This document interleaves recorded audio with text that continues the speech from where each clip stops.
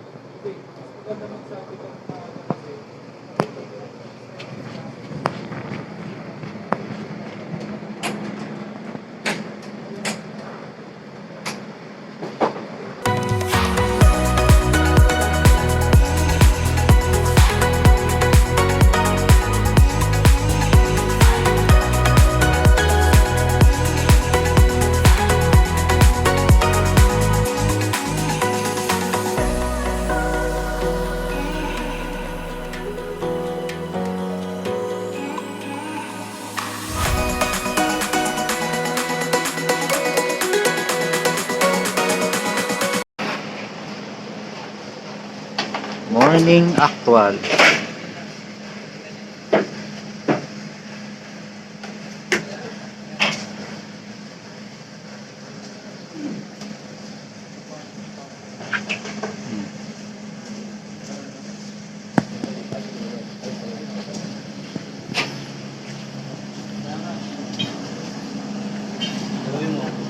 Ano yan? Evaporator naman.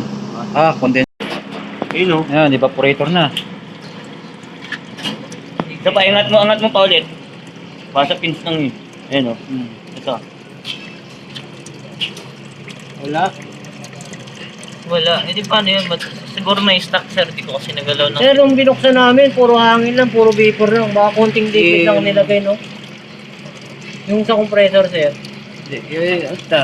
Ano mo nga yan? Para maano yung hangin. Hati sila ng trabaho. Hati sila ng activity. Yung iba naman nandun sa kabila. Ayun. Andun sila. Ayun o. Gumagawa. So puntahan natin.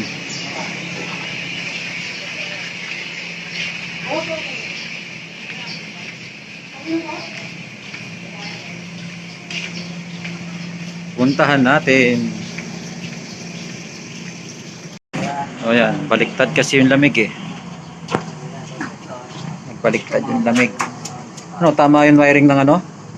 Tama naman sir. Tama naman. Gusto nyo bang in-nitro yan? Ito, in-nitro ito. Baka may laman to eh. Nakita na namin yan sir.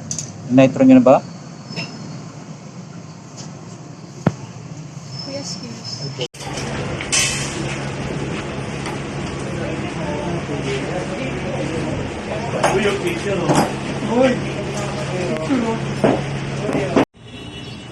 Yan, challenge talaga. Nakita na yung diferensya. May bagong sakit na naman.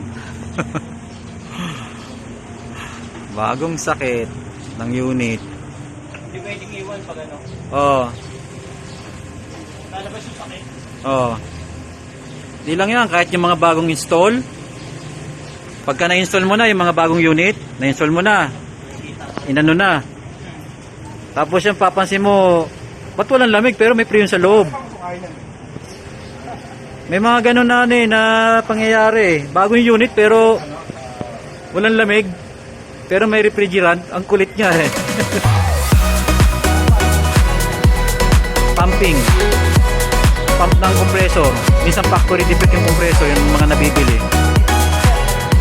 Oh, palit compressor yun. Ibabalik sa ano yun, sa kung saan binili, sa dealer.